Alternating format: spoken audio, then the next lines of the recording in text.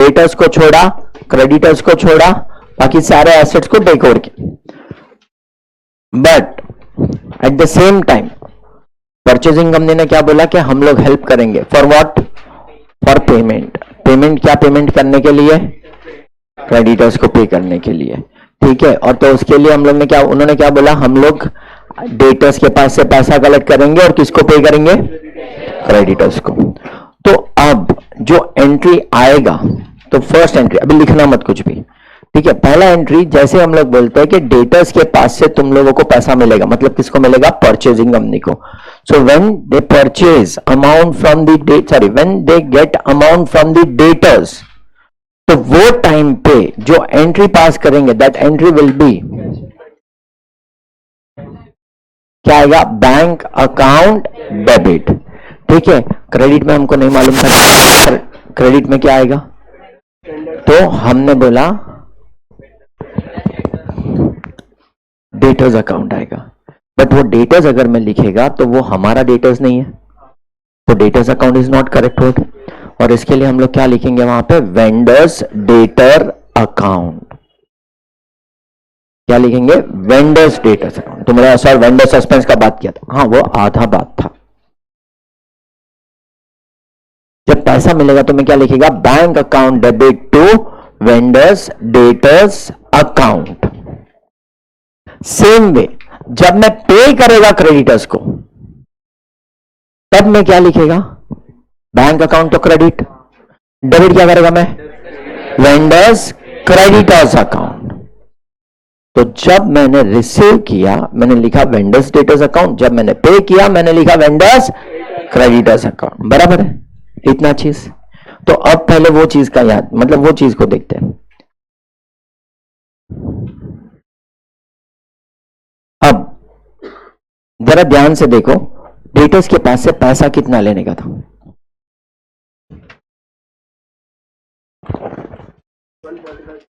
कितना लेने का था,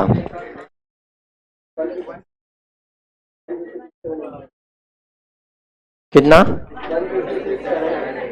156, और देने का कितना है, कितना। अब उसमें से डेटर्स के पास से मिला कितना, मतलब कम अमाउंट मिला। जैसे मैं बोलता हूं कम अमाउंट मिला मतलब प्रॉफिट या लॉस, बट क्या वो हमारा है, क्या क्या हमारा तकलीफ है। हमने क्या बोला, 156 200 था, हम लोग को 145 मिला, जितना मिला उसमें से हम क्या करेंगे, क्रेडिटर्स को पे करेंगे।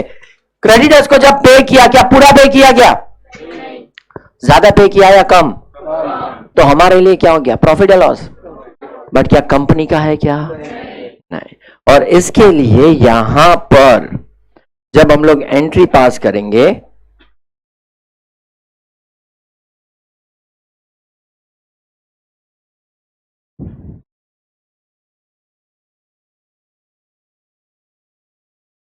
कैश और bank account debit, vendor suspense account debit to vendors debtors account. जो भी तुम्हारा डिस्काउंट या जो भी तुम्हारा लॉस था एक्चुअली हमारा नहीं था, ये किसका है, वेंडर का है। वेंडर मतलब कौन, सेलर, ये सेलर का है। क्या हमारा लॉस है, क्या, तो क्या हमारे बुक में रिकॉर्ड होगा, क्या।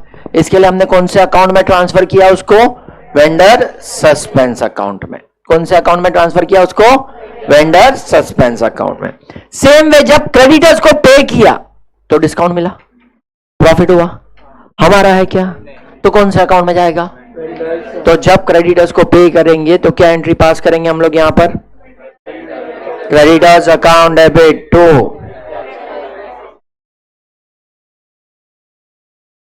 बराबर, क्लियर है, पक्का। अब हम लोगों को कमीशन मिलेगा। अब जैसे ही कमीशन मिलेगा जर्नल एंट्री क्या पास करेंगे, cash bank account debit to,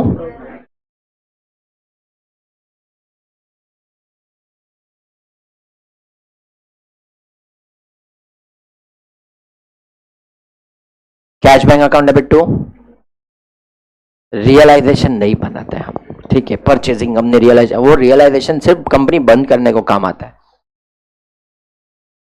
capital reserve नहीं, बाद में।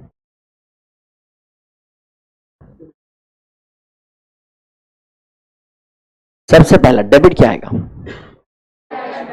नहीं आएगा, क्योंकि पैसा हमारे पास ही पड़ा है।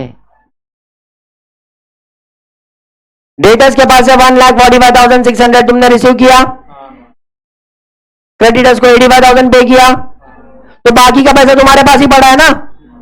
तुम डेफिनेटली उसमें से अपना कमीशन कट करके बाकी का अमाउंट ही रेमिट करोगे। बराबर बोल रहा था साजिद। कौन सा account? Vendor suspense account debit. क्योंकि ये पैसा जो भी है मैं बोलेगा किसके पास से लेने का है? वेंडर के पास से। क्यों? उसका काम करके दिया ना, तो किसके पास से लेने का? वेंडर के पास से। और वेंडर के पास से जितना भी पैसा लेने का देने का वो सब हम लोग ने एक सस्पेंस अकाउंट में डाला हुआ है फिलहाल के लिए। तुम्हें क्या लिखेगा? Vendor suspense account debit. 2 commission account, 2 commission account. Capital reserve नहीं आएगा यहां पर, क्या आएगा? कमीशन। अभी के लिए कमीशन। हाँ, फिर ये कमीशन को कहीं पर ट्रांसफर करेंगे वो अलग बात है, क्योंकि हम लोग इसके बाद बैलेंस शीट बनाने वाले हैं, और जैसे ही बैलेंस शीट बनेगा बैलेंस शीट में कमीशन आएगा क्या? कोई भी नॉमिनल अकाउंट आता है क्या बैलेंस शीट में? तो कमीशन आएगा क्या? नहीं। तो उसको कहीं पर और ट्रांसफर करेंगे वो अलग बात है, बट अभी के लिए क्या आएगा? Commission account. और बाकी का पैसा जो भी रहेगा हम किसको पे करेंगे? वेंडर को पे करेंगे। अब वेंडर को पे करेंगे तो उसका एंट्री पास करना पड़ेगा। तो अब ये सब कार्यक्रम, ये दोनों एंट्री मैं तभी पास कर सकता हूं जब उसका डेटर्स को मैंने अपने बुक्स में लिया रहेगा। अदरवाइज तुम ध्यान से देखो, जैसे ये एंट्री पास किया, cash bank account debit, vendor suspense account debit, 2 vendors debtors account, तुमने बोला सर ये एंट्री एकदम करेक्ट है, मैंने बोला एकदम करेक्ट है, बट जैसे ये खत्म हो गया सब ट्रांजैक्शन, वेंडर डेटर्स का क्रेडिट बैलेंस दिखेगा ना मेरे बुक में। सिर्फ यही एंट्री पास किया, तुम समझ गए हाँ सर बराबर है एंट्री, बट वेंडर डेटर्स मेरे बुक में क्रेडिट बैलेंस दिख रहा है, मेरे बुक्स ऑफ अकाउंट्स में दिखेगा वेंडर डेटर्स करके। तो डेफिनेटली इट मींस वो वेंडर डेटर्स को पहले मेरे को बुक में लेना पड़ेगा ना, जहां पर मैं डेटर्स अकाउंट डेबिट नहीं लिखेगा बिकॉज ये मेरा डेटर्स नहीं है, but at the same time I have to show them that I have taken over vendors debtors in my book, क्योंकि जो भी पैसा मिलेगा उसके सामने मिलने वाला है। सेम वे क्रेडिटर्स का बात, कितना है क्रेडिटर्स? 85,600। जैसे ये एंट्री लिखेगा क्रेडिटर्स डेबिट बैलेंस दिखाएगा मेरे बुक्स में। लेजर अकाउंट देखो क्लोज नहीं हो रहा है, अगर लेजर अकाउंट क्लोज नहीं हो तो बैलेंस शीट में दिखने वाला ही है। अब कितना दिखेगा? 85,600। और अभी कौन सा बैलेंस? Debit balance. तो वेंडर क्रेडिटर्स डेबिट बैलेंस दिखेगा, वेंडर डेटर्स कौन सा बैलेंस दिखेगा? Credit balance. तो ऐसा तो चलेगा नहीं, and that's why I have to first pass entry, that is जहां पर मैं डेटर्स और क्रेडिटर्स को अपने बुक्स में ले रहा हूं, बट ये नहीं बता रहा हूं कि ये मेरा डेटर और क्रेडिटर है, क्योंकि अगर मेरा ही रहता डेटर क्रेडिटर्स तो मैं थर्ड एंट्री में ही ले लेता। ये किसका डेटर्स और क्रेडिटर्स है? तो इट मींस, अब ध्यान से देखो, जो पहले एंट्री में सबसे पहले पास करेगा मैं वेंडर डेटर्स को लेगा, तो मैं क्या लिखेगा? Vendor debtors account. अब ये और ये नलीफाई हो गया, तो बुक्स ऑफ अकाउंट में दिखेगा क्या वेंडर डेटर अभी? बिकॉज ये क्या हो गया? नलीफाई। बराबर। Vendor debtors account debit. 2 vendor 85,600, 85,600 ये भी नलीफाई हो गया।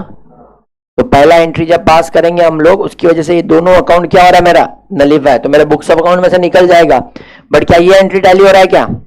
नहीं। और ये क्या शो करता है? ये शो करता है कि डेटर्स के पास से तुमको 156,700 मिलेगा, जबकि क्रेडिटर्स को तुम 85,600 पे करोगे। इट मींस बाकी का पैसा जो तुम्हारे पास रहेगा, क्या वो तुम्हारा है? वो किसका है? तो किसको लौटाना पड़ेगा? इट मींस वो वेंडर मेरा क्या बनेगा? क्रेडिटर्स, या मेरे लिए क्या बनेगा? वो लायबिलिटीज। और इसके लिए जो अकाउंट में मैं बैलेंस ट्रांसफर करेगा वो कौन सा अकाउंट रहेगा? Vendor suspense account. Vendor suspense account अभी पिक्चर में आया, वेंडर सस्पेंस। अब जरा ध्यान से देखो, वेंडर सस्पेंस अकाउंट 71,100, मतलब ये इंडिकेट करता है that our company have to pay 71,100 to vendor. ये सब सेटलमेंट जब हो जाएगा ना तो हम 71,100 उनको पे करेंगे। बट जैसे ही ये ट्रांजैक्शन हुआ 10,200 का लॉस हुआ, हमारा है क्या, इसका है, तो इसमें से ये गया। करो माइनस, कितना था,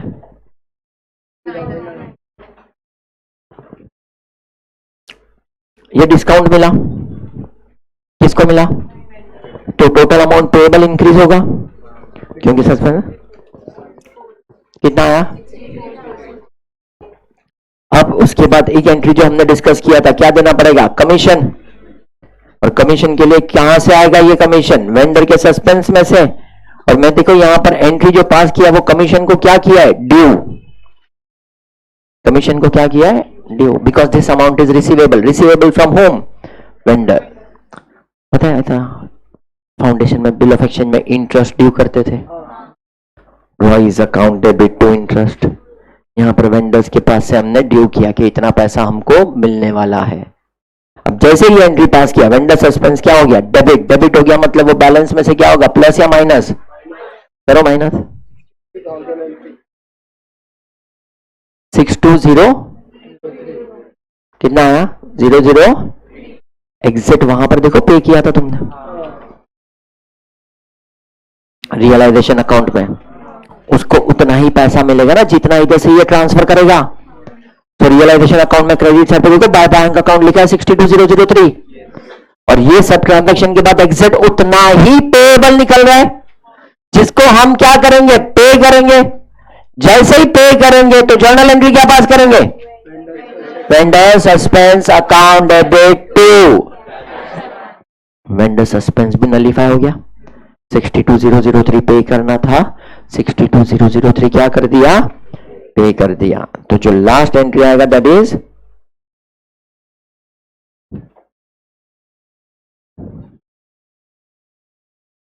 आया ये समझ में, that's the new account that is vendor suspense account. नहीं मिलेगा तुमको कहीं पर भी जल्दी से है। तो पहले वेंडर का डेटर और वेंडर का क्रेडिटर को अपने बुक्स ऑफ अकाउंट्स में लिया, मेरा वर्डिंग सुनते जाओ, मैंने क्या बोला, अपने बुक्स ऑफ अकाउंट्स में लिया। अभी तक के जितने भी क्वेश्चन थे उसमें मैं बोलता था अपना बनाया, अभी मैंने क्या बोला, हम लोग ने हमारे बुक्स ऑफ अकाउंट्स में लिया। इट मीन्स कि ये जो भी है इसका सेटलमेंट हम करेंगे, so now it will be in our books of accounts, but वो हमारा नहीं है, इसके लिए आगे लिखा वेंडर डेटर्स। क्योंकि अगर मैं सिर्फ डेटर्स अकाउंट लिखता ना तो लोगों को लगता है ये मेरा डेटर है, मैं क्रेडिटर लिखता तो लोगों को लगता मेरा क्रेडिटर्स है, it is not my debtor, it is not my creditors, ये वेंडर का डेटर है और वेंडर का क्रेडिटर्स है। तो हमने लिखा भी क्या, vendors account, sorry vendor debtors and vendor creditors, बराबर, ये हम लोग ने लिख के रखा हुआ है। लिखो ये एंट्री, और कोई डाउट आएगा तो पूछ लेना। इसका कलर चेंज करूं कि दिख रहा है,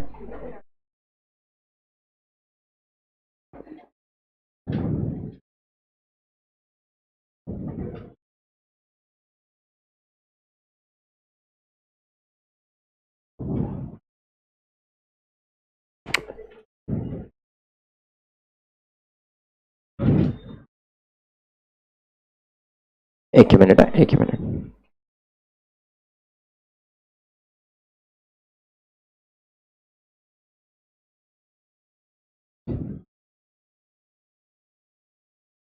बोल, किया ना, उसको बाद में करेंगे, पहले वेंडर वाला सब अकाउंट खत्म हो गया ना, अभी एक लास्ट एंट्री पास करेंगे जहां पर कमीशन को पीएनएल में ट्रांसफर कर देंगे।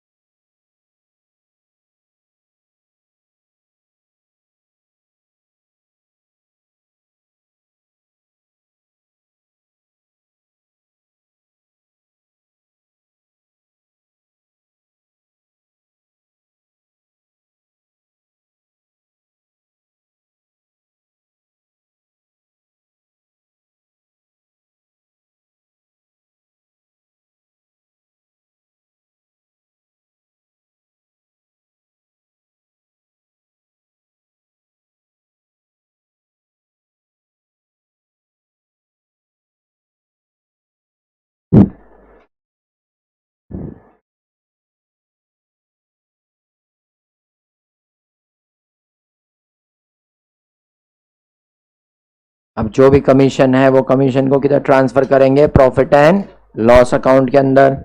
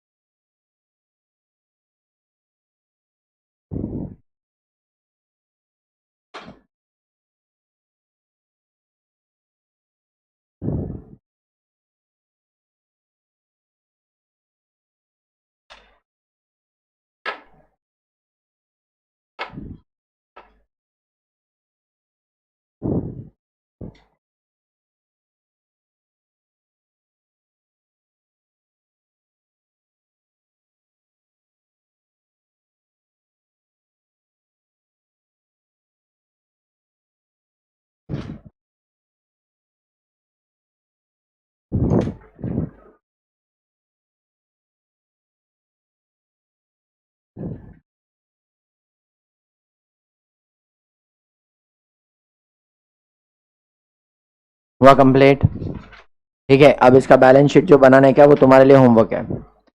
सिर्फ कुछ इंफॉर्मेशन दे रहा हूं तुमको, ध्यान से सुनो। Vendor suspense, vendor creditors, vendor debtors, ये जो भी हम लोग ने यहां से लाइन में से जो एंट्री पास किया है ना, वो सारे अकाउंट नलिफाई हो रहे हैं। It means it will not come in your balance sheet. तो वेंडर डेटर्स का जितना भी रहेगा, वेंडर क्रेडिटर्स रहेगा, वो कुछ भी तुम्हारे बैलेंस शीट में नहीं आएगा। तुम्हारे बैलेंस शीट में दो चीज का इफेक्ट देना पड़ेगा। एक, पीएनएल अकाउंट आएगा 1465 का, और एग्जैक्ट उतना ही अमाउंट का तुमको कैश तुम्हारे बैंक बैलेंस में आएगा, क्योंकि कमीशन उतना पड़ा रहेगा ना तुम्हारे पास। बाकी का सारा पैसा देखो आके निकल गया। तुम यहां पर से एंट्री पास करो, देखो कितना कैश मिला, 146500, कितना चला गया 8302, सॉरी 83032, और कितना चला गया नीचे, इसको कितना पे किया 62003। This minus this minus this, इतना कैश आया, ये कैश चला गया, तो कितना बचा तुम्हारे पास देखो, एग्जैक्ट 1465 का। तो तुम्हारा जब बैंक या कैश एंड कैश इक्विवेलेंट लिखोगे तो उसमें क्या आएगा 1465।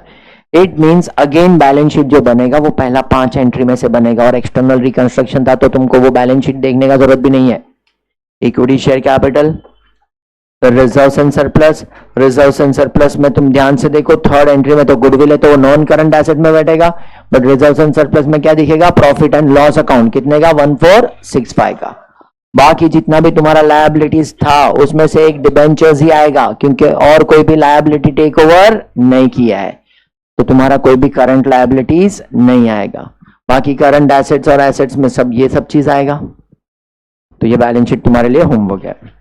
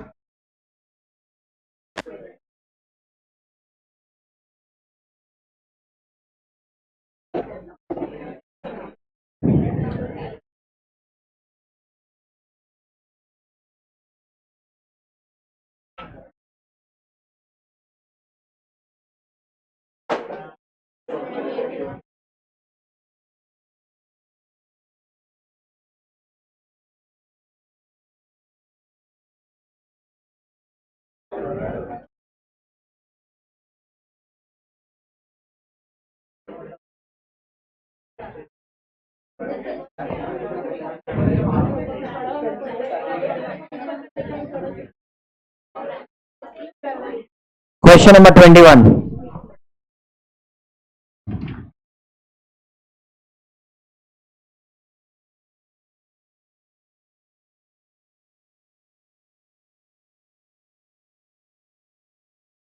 The balance sheet of 31st March 22 of Chemic Limited and Y Limited are as under. Equities and liabilities, shareholders fund, share capital, reserves and surplus, non-current liabilities, इसमें 12%, debentures दिया है, trade payables, non-current assets we have property, plant and equipment, goodwill, inventory, trade receivable, cash and cash equivalent. Share capital Y limited का 60,000 equity shares है और केमिक limited का कितना है 20,000 equity shares. General reserve PNL and वापस से देखो क्या आया स्टैट्यूटरी रिजर्व. देखो स्टैट्यूटरी रिजर्व का नाम ही ऐसा दे दिया स्टैट्यूटरी रिजर्व, मतलब हमको टेंशन ही नहीं, क्योंकि क्या होता है कितने सारे स्टैट्यूटरी रिजर्व है, कौन से स्टैट्यूटरी रिजर्व में आता है नहीं आता है दैट वी डोंट नो, और वो बहुत एग्जॉस्टिव लिस्ट हो जाता है और उतने तो एक्ट भी तुमने नहीं पढ़े. तो अगर कभी वो स्टैट्यूटरी रिजर्व रहेगा तो नीचे जैसे तुमको मेंशन करता है it will be maintain for 3 more years. But अगर वैसा नहीं बोलना है उनको तो डायरेक्टली बोल दिया स्टैट्यूटरी रिजर्व, ये मेंशन करके रखा हुआ है, मतलब डेफिनेटली नया कंपनी उसको क्या करेगा टेक ओवर करेगा.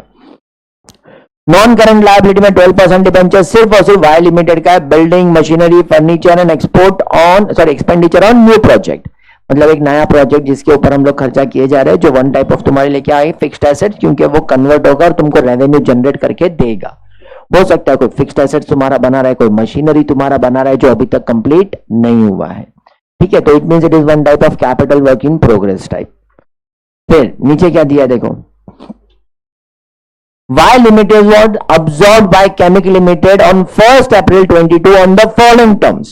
Number 1, fixed assets other than goodwill and new project is to be valued at 20 lakh including 24,000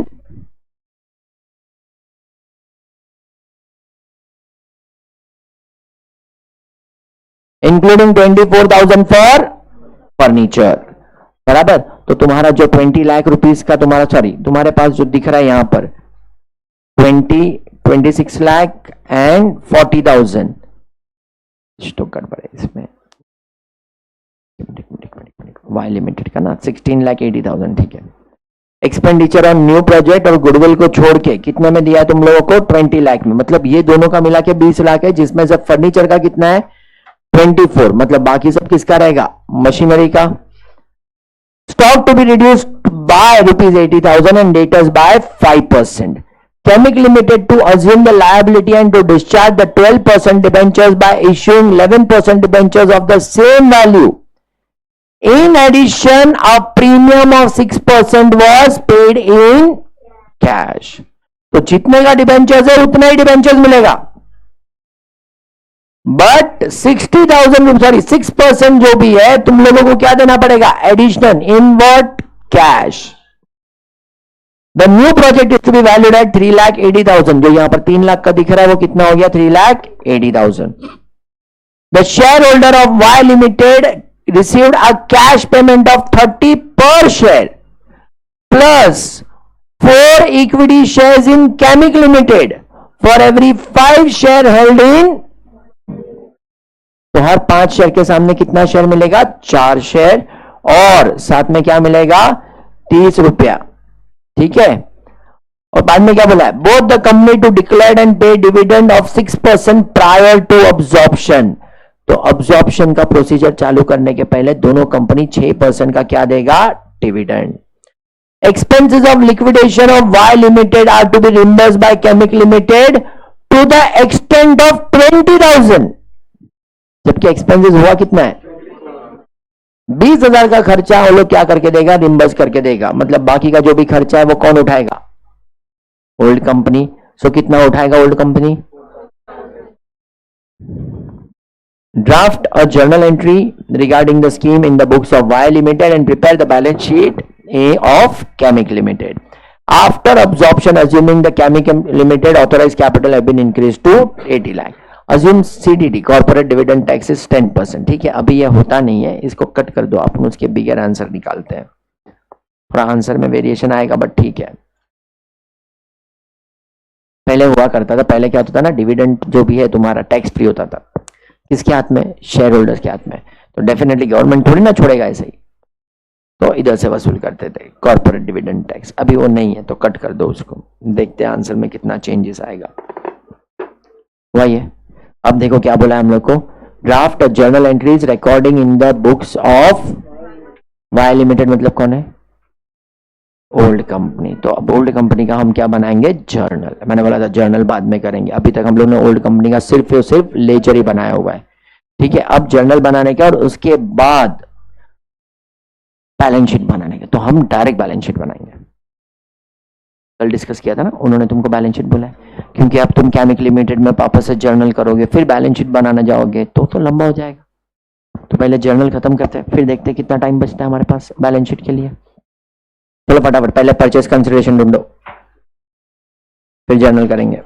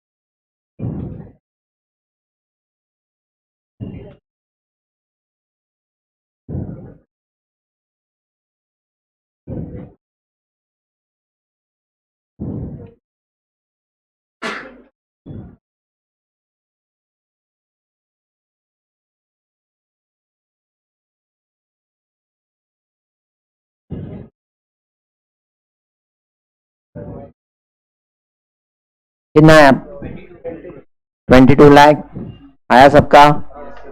चलो फिर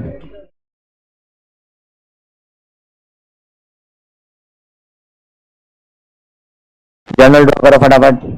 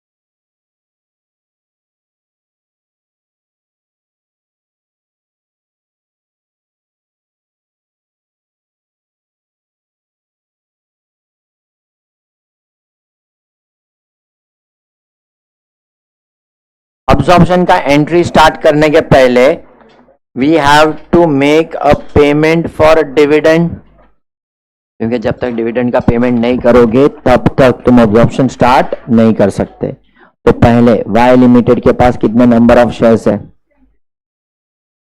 और एक कितने का है, मतलब 20 लाख रुपया, कितना परसेंट डिविडेंड देने का है, 6%। तो जर्नल एंट्री क्या आएगा, एक एंट्री आएगा या दो, दो। पहले डिविडेंड पेएबल क्रिएट होगा और फिर पे होगा, पहले भी किया था डिस्कस एक जगह पे। डिविडेंड पेएबल जब क्रिएट होगा तो किस में से क्रिएट करेंगे, या तो पीएनएल या तो जनरल रिजर्व, योर चॉइस, हम पीएनएल में से निकाल लेंगे।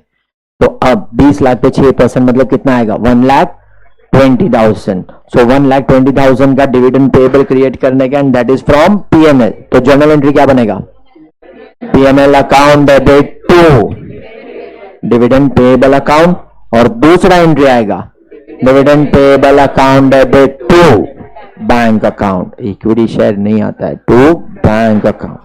ठीक है, तो पहला दो एंट्री हम लोग वो पास करेंगे, जब तक ये पेमेंट नहीं करेंगे तब तक हम लोग स्टार्ट नहीं कर सकते अमालगमेशन का प्रोसीजर।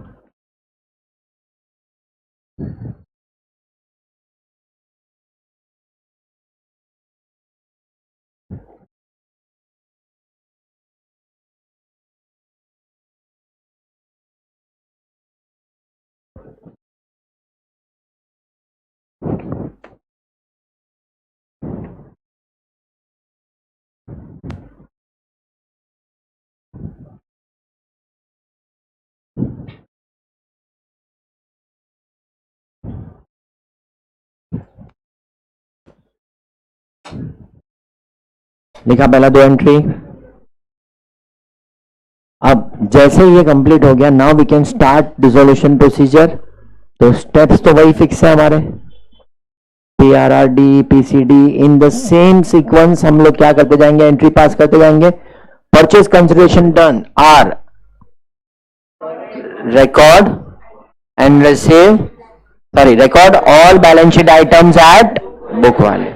तो बैलेंस शीट का हर एक आइटम को हम लोग को बुक वैल्यू पे रिकॉर्ड करते जाने का। सबसे पहले क्या दिखेगा, share capital,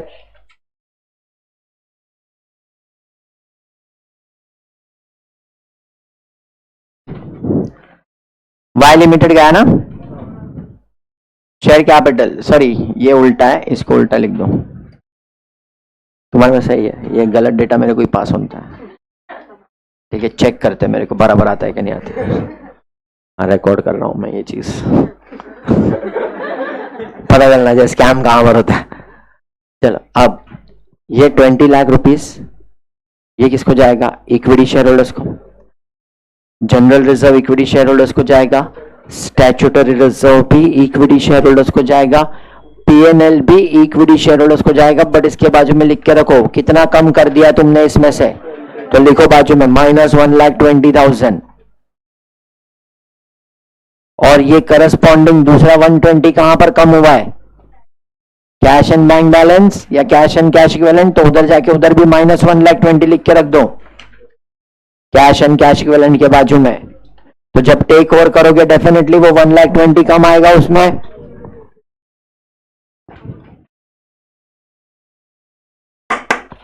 equity share, general reserve, PNL, statutory reserve, ये सब हम कहां पर ट्रांसफर कर रहे हैं, इक्विटी शेयर होल्डर्स अकाउंट में। अब ध्यान से देखो, ये सबका क्रेडिट बैलेंस है, तो ट्रांसफर करने के टाइम पे सबको क्या करना पड़ेगा, डेबिट। तो equity share capital account debit, PNL general reserve statutory reserve account debit, to जाएगा to equity share holder account. Equity share holder को जब क्रेडिट करते हैं, इसका मतलब हम लोग ने लायबिलिटी बना दिया कि अभी होल्डर को पेमेंट हम लोग करेंगे।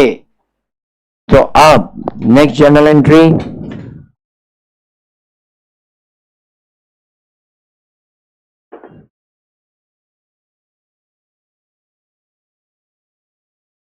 Equity share capital,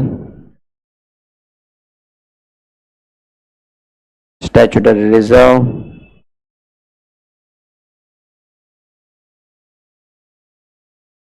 general reserve, PNL account to equity share holder account. नए कंपनी ना, नए में ओल्ड को कोई फर्क नहीं पड़ता है। ओल्ड का बुक्स ऑफ अकाउंट क्लोज हो रहा है तो चाहे कुछ भी हो, इंटर कंपनी डेट हो, स्टैट्यूटरी रिजर्व हो, कुछ भी हो, ओल्ड कंपनी बंद करे अपना बुक्स ऑफ अकाउंट, उसको कोई फर्क नहीं पड़ता है, वो ऐसे का ऐसे ही लिखेगा सब कुछ।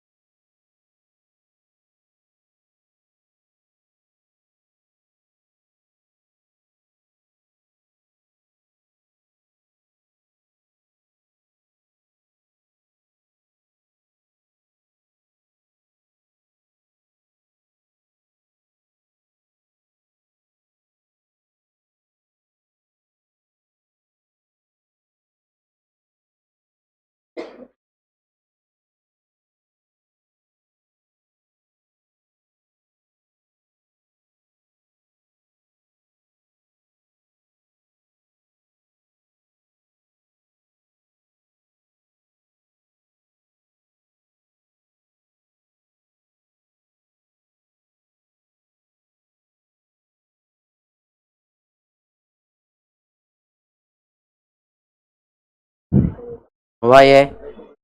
अब जितना भी लायबिलिटीज है सब लायबिलिटीज को कहां पर ट्रांसफर करेंगे, रियलाइजेशन के अंदर। तो लायबिलिटी साइड को फिर कंप्लीट कर देंगे। 12% डिबेंचर्स है, साथ में क्या है, ट्रेड पेएबल्स। तो दोनों को उठा के कहां पर ट्रांसफर कर दो, रियलाइजेशन अकाउंट के अंदर।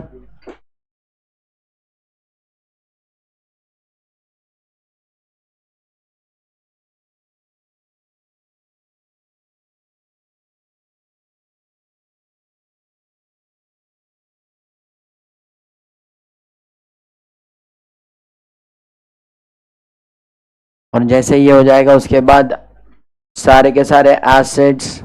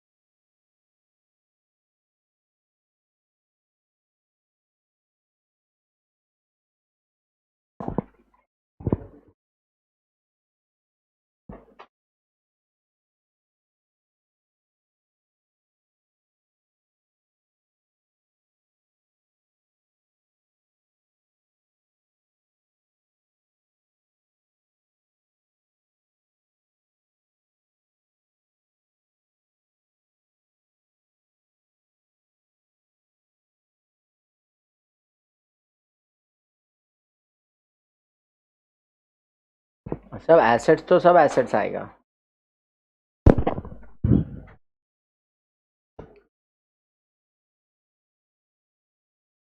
जितना भी एसेट्स है सब एसेट्स कहां पर ट्रांसफर करेंगे, रियलाइजेशन में। तो रियलाइजेशन अकाउंट डेबिट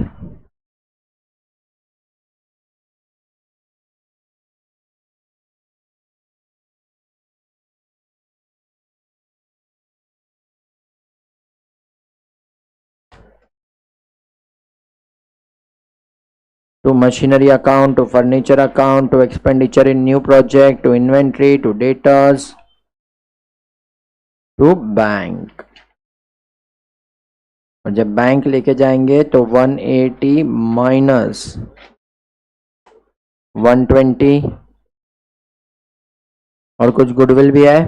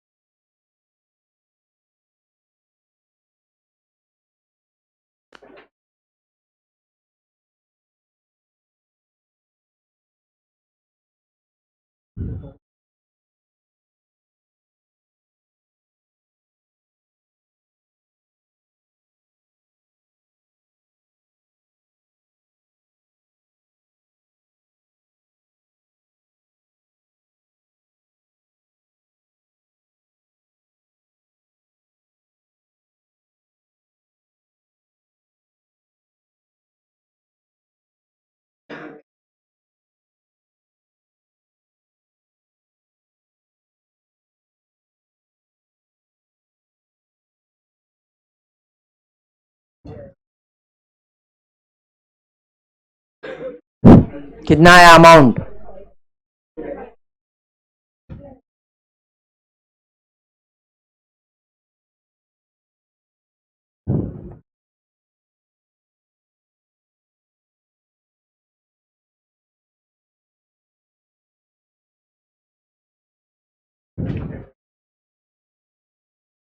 ठीक है, परचेज कंसिडरेशन हो गया, record all balance sheet items at book value हो गया। अब दो एंट्री कौन सा आएगा? Record and receive purchase consideration. जैसे ही रिकॉर्ड करेंगे, इट मींस केमिक लिमिटेड हमारा डेटर बनेगा, तो एंट्री क्या आएगा? Chemic limited account debit to realisation account 22 lakh. और दूसरा, केमिक लिमिटेड के पास से मिला क्या हमको? इक्विटी शेयर्स एंड कैश, तो एंट्री क्या आएगा? Equity shares in Chemic limited account debit, cash account debit to Chemic limited.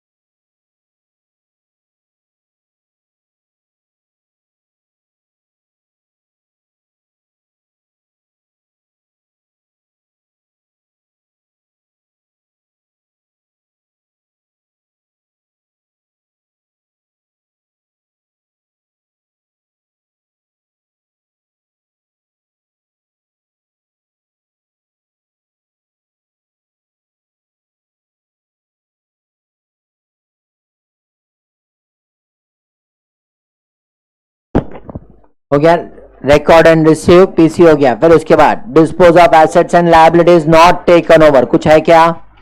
सब एसेट्स और लायबिलिटी नया कंपनी लेके गया है, ठीक है। फिर उसके बाद ई stands for expenses of dissolution. अब डिसोल्यूशन का जो भी एक्सपेंसेस है टोटल 24,000 का है, जिसमें से 20,000 नया कंपनी बेयर कर रहा है, तो हमारे सर पे कितने का आ रहा है? तो जर्नल एंट्री क्या आएगा उसका? Account debit to cash account.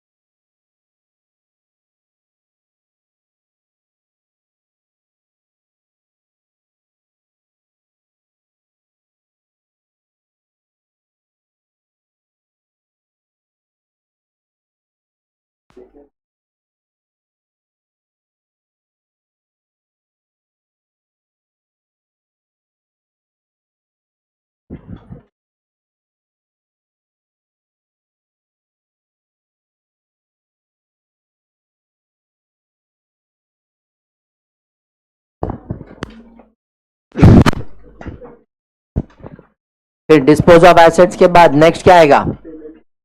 Payment to preference shareholders, कुछ भी है क्या? नहीं, तो क्या निकालेंगे? रियलाइजेशन प्रॉफिट या लॉस। करो कैलसी पे, जहां पर भी रियलाइजेशन अकाउंट डेबिट हुआ सब ऐड करो, क्रेडिट हुआ सब माइनस करो।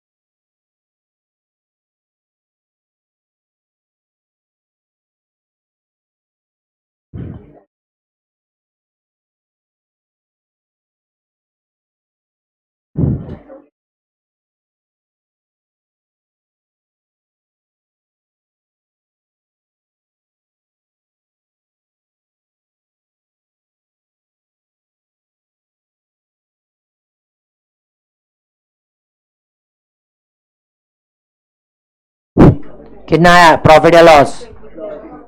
कितना? 1,00,000। तो कहां पर जाएगा? इक्विटी शेयर होल्डर्स को।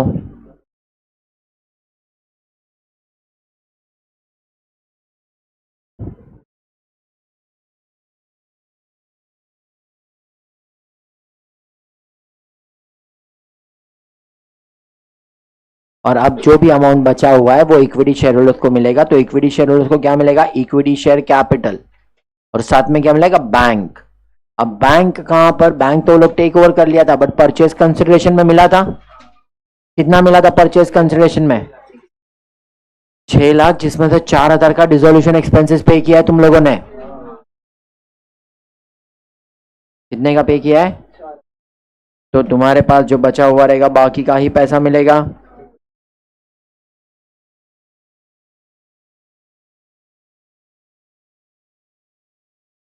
₹6,00,000 में से 4,000 डिसोल्यूशन एक्सपेंसेस पे किया, 16,00,000 का इक्विटी शेयर्स, टोटल 21,96,000।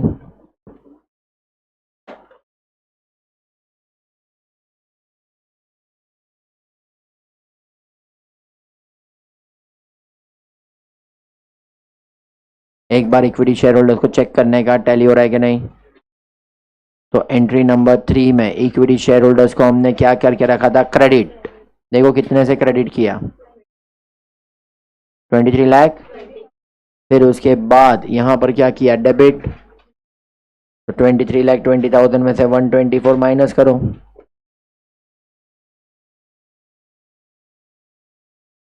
टैली हो गया।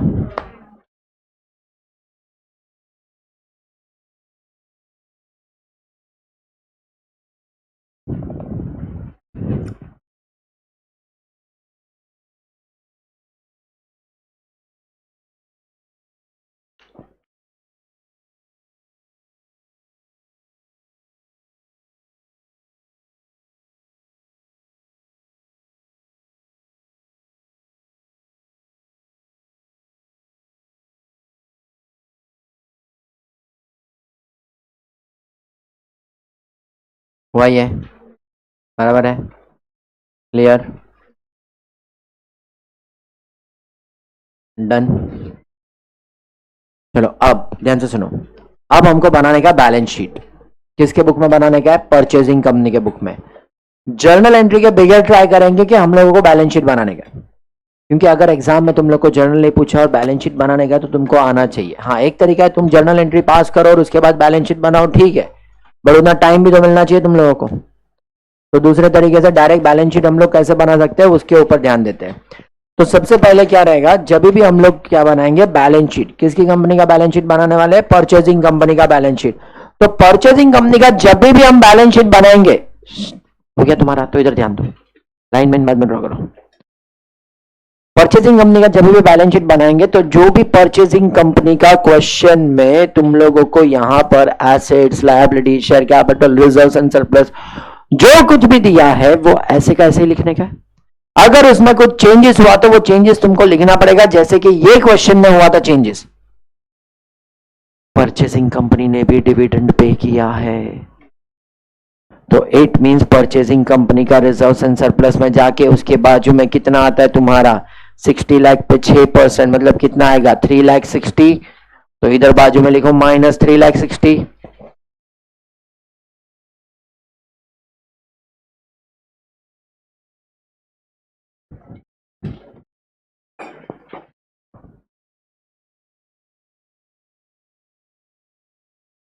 बराबर। और सामने उतना ही करस्पॉन्डिंग इफेक्ट किसमें पे किया है? कैश। तो कैश में करो माइनस 360।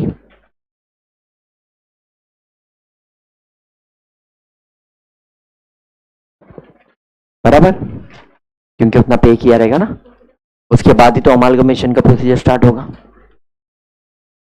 इतना चीज क्लियर। अब नेक्स्ट अपने को क्या करने का है?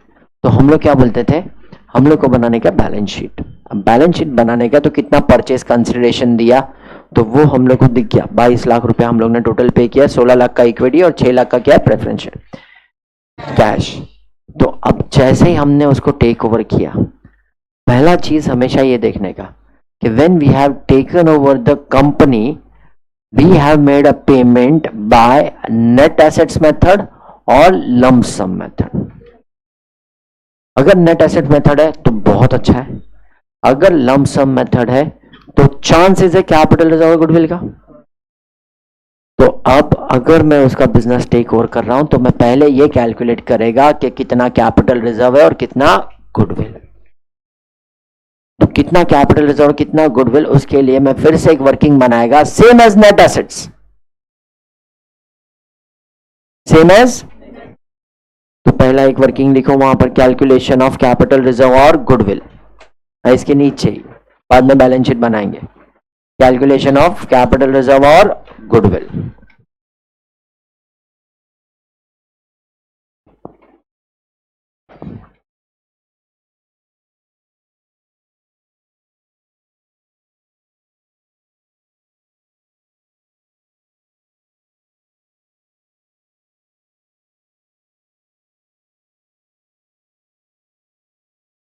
और कैपिटल रिजर्व और गुडविल के लिए पहले कैसा, नेट एसेट्स में तुम कैसे लिखते थे वैसे ही सारे एसेट्स लिखते जाओ, और जो भी एसेट्स और लायबिलिटी तुमने टेक ओवर किया है वो किस पे रहेगा, रिवाइज्ड वैल्यू पे.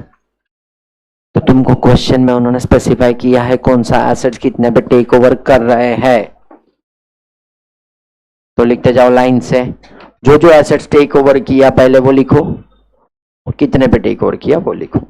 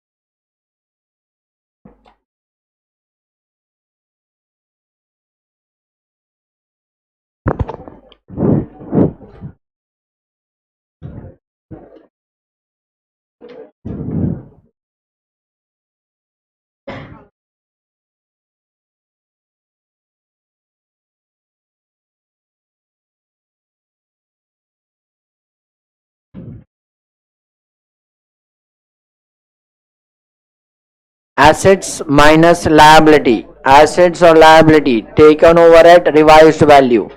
तो जैसे माइनस करोगे you will get a net assets, उतना निकाल के रुक जाओ.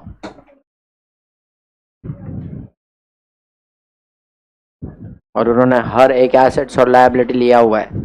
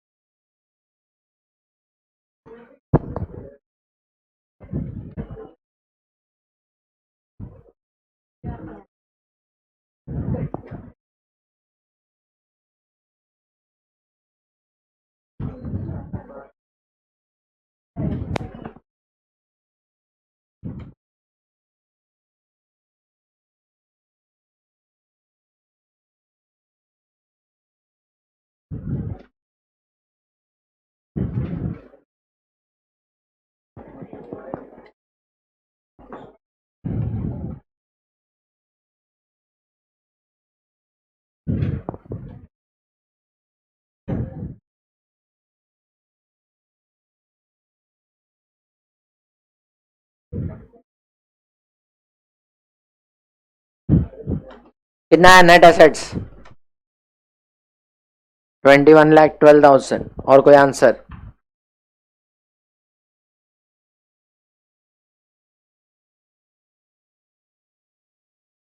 सस्पेंस मतलब क्या, मैं पूछ रहा हूँ, 3-4 जन का आया वो, मुझे नहीं मालूम। 21 लाख खड़ा हुआ मार, बोल सकता है तू? पढ़ने नहीं आता है? ऐसा सीए बनेगा तू?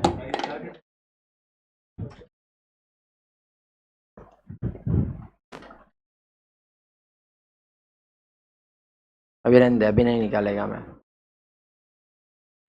अभी रहने दे अभी। और कुछ?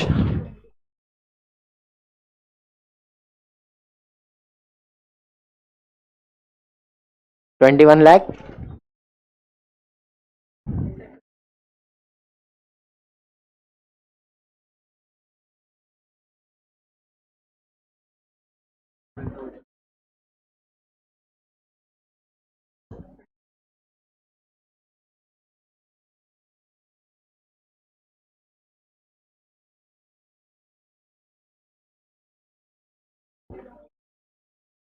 पहले ये अमाउंट बताओ ना, नेट एसेट्स, बाकी का बाद में देख लेंगे।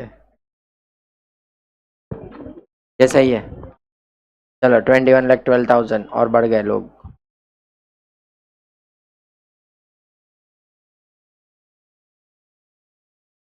और क्या बोलूं? ये भी बोला। चलो पीछे वालो, आंसर। रुका हुआ ही हूं मैं।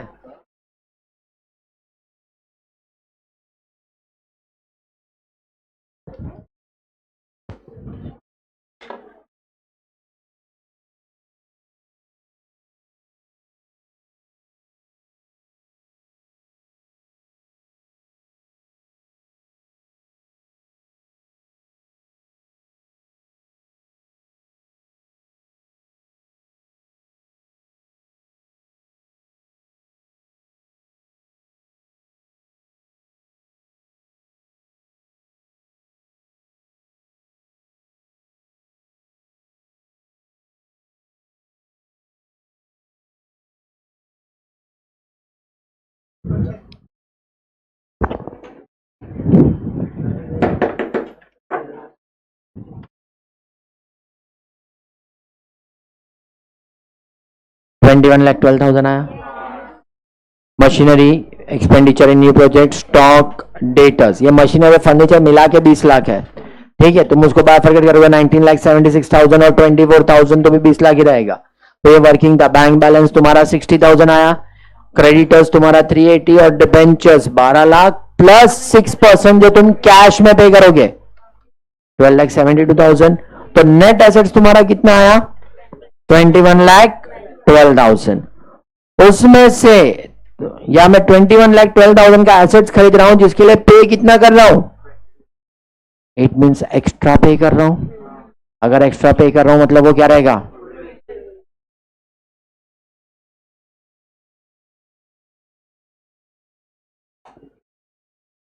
$88,000 का गुडविल बराबर।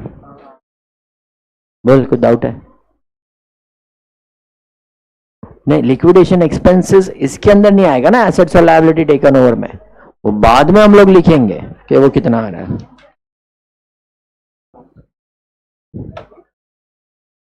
बराबर है ये। अब देखो ध्यान से सुनो, अब जब बैलेंस शीट बनाने का है ना, तो एक चीज पे हम लोगों को ये बना के एक फायदा क्या हो जाता है, we have to write balance sheet. Balance sheet में जब हम लोग लिखेंगे तो जो उन्होंने क्वेश्चन में बैलेंस शीट दिया है ना वही सीक्वेंस में जाने का। सबसे पहले तुम क्या लिखोगे, इक्विटी शेयर कैपिटल बराबर। तो केमिक लिमिटेड का ऑलरेडी इक्विटी शेयर कैपिटल तुमको दिया है, प्लस तुमने करंट कितना इश्यू किया तो परचेज कंसिडरेशन में दिख रहा है तुमको, क्वेश्चन में ढूंढने का जरूरत नहीं है, परचेज कंसिडरेशन में दिख रहा है। और परचेज कंसिडरेशन में हम लोग ये भी लिखते थे कि 16,000 shares of ₹10 each eight how much. तो अगर प्रीमियम पे रहेगा तो वो भी पता चल जाएगा। यहां पर प्रीमियम पे दिया है क्या, पार पे दिया है, तो पूरा जितना शेयर्स था वो इक्विटी शेयर्स उसका प्लस जो इश्यू किया ऐड हो जाएगा। सेकंड थिंग, इक्विटी शेयर्स के बाद क्या आता है, reserves and surplus. Reserves and surplus में जो परचेजिंग कंपनी है उसका तो ऐड कर ही दोगे, उसको तो लिखना ही है तुमको, ठीक है। नया कंपनी जब टेक ओवर कर रहे हो तो गुडविल या कैपिटल रिजर्व। और दूसरा चीज क्या चेक करना होता है, सिक्योरिटी प्रीमियम। तो सिक्योरिटी प्रीमियम है क्या, कैपिटल रिजर्व है क्या, नहीं है।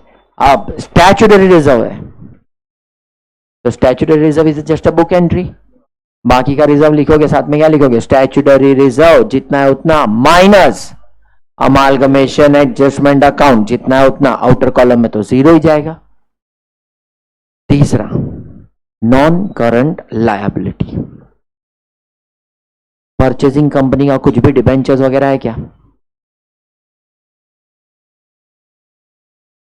परचेजिंग कंपनी का कुछ है नहीं, अभी इश्यू करेगा। अभी जब इश्यू करेगा तो 1272 कर रहा है या 12 लाख कर रहा है, 12 लाख। तो तुम लोग भी क्या लिखोगे, 4% डिबेंचर्स 12 लाख बराबर है। उसके बाद तुम क्या लिखोगे, नॉन करंट लायबिलिटी के बाद क्या है, परचेजिंग कंपनी का करंट लायबिलिटी।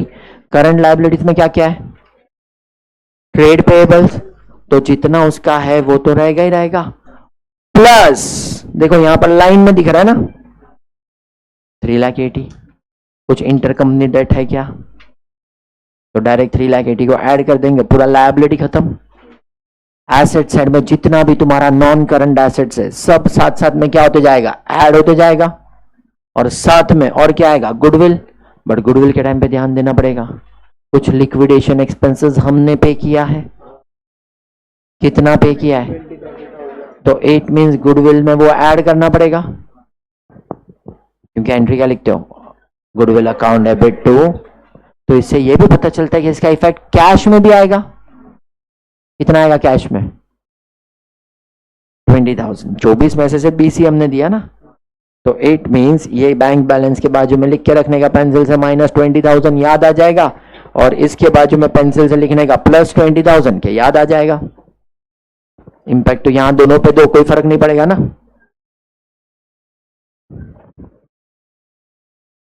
तो अब 10 मिनट देता हूं, फटाफट बैलेंस शीट बनाओ, टैली होना ही चाहिए।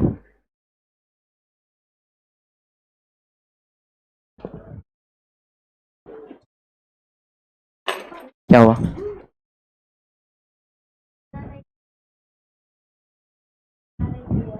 बराबर यही बोलता हूं मैं। देखो नहीं होना चाहिए वो तुम लोग का नहीं होता है,